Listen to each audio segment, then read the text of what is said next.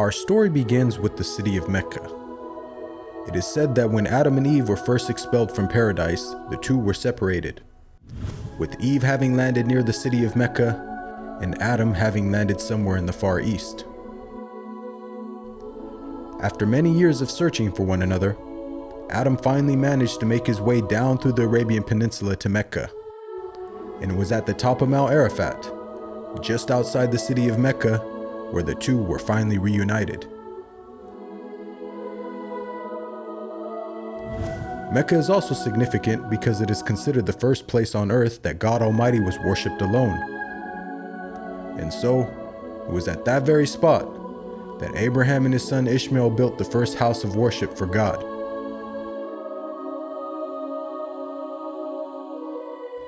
In honor of this, God Almighty had built in the heavens a similar structure for the angels. And it is said that every day, 70,000 angels come to that building to perform their prayers and then leave, intending never to return again.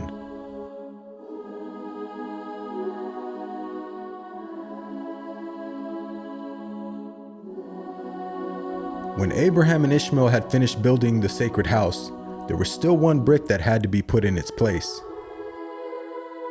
And so, Abraham sent his son Ishmael off to find a unique stone that he could put there.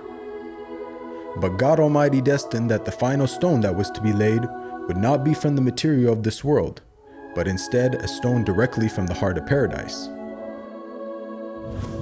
The angel Gabriel then brought the stone down to Abraham, who proceeded to put it in its proper place. It is said that when the stone first came down, it was a pure white color. But due to the impurities of this world and the sinfulness of man, the stone slowly began to fade and eventually turned black. As time passed, the city began to develop, with the people of Mecca remaining upon pure monotheism, worshiping one God alone.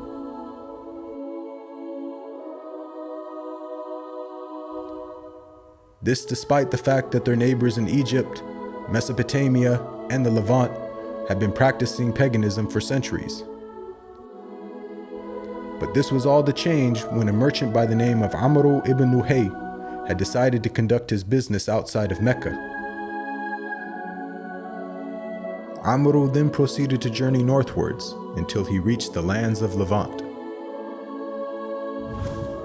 There, Amr would witness for the first time things like modern architecture, advanced literature, and of course, the practice of paganism. Amr was so impressed by all that he had seen that before leaving, he asked if he could take one of the idols back home with him. The people agreed, and so Amr took the idol and placed it along with the other goods and merchandise in his caravan.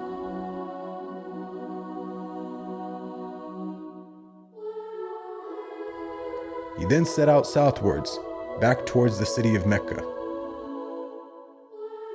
When Amr arrived back home, he immediately took the idol and placed it right in front of the sacred house.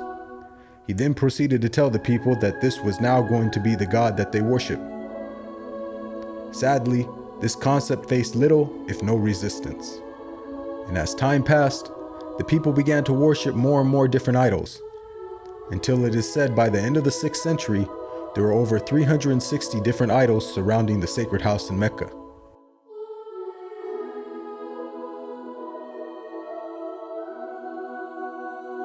As the years passed and paganism became more prominent throughout the world, the people who still practiced monotheism knew that the coming of a new prophet was close at hand. And so, either through deductive reasoning or through interpretation of their holy text, many had concluded that the Arabian Peninsula was the most probable place God would send his new prophet. For at the time, the Roman Empire and the Persian Empire had extremely repressive governments and were hostile towards any type of rebellion, be it ideologically or politically. While the Arabian Peninsula, on the other hand, though also deeply mired in paganism, was a land ruled by tribal law and never had a real central government. As time went by, It appears that more and more people began to move down to the Arabian Peninsula to await the coming of the next prophet. And so, in the very land in which man first worshipped his Creator, and where Abraham built the first house of worship for God alone, it was there where God had destined his last and final messenger would emerge.